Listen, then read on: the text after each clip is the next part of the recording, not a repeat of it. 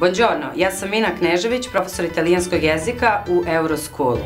Sada ću vam ispričati jednu zanimljivost vezanu za poreklo reči ćao.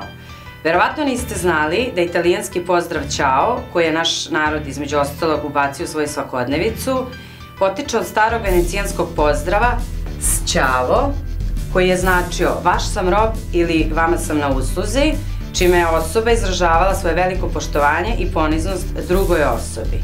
Izraz sćavo potiče od latinske reči sclavus, koja znači rob, a čiji je modern italijanski oblik schiavo.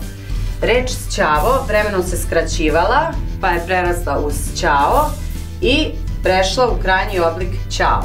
Dakle, pozdrav ćao koji svi koristimo svakodnevno, u stvari izvorno znači vaš sam rob ili vama na usluzi. Ako želite da saznate još neku zanimljivost vezano za italijanski jezik i da uspešno savladate gramatiku i konverzaciju, dobrodošli u Euroschool.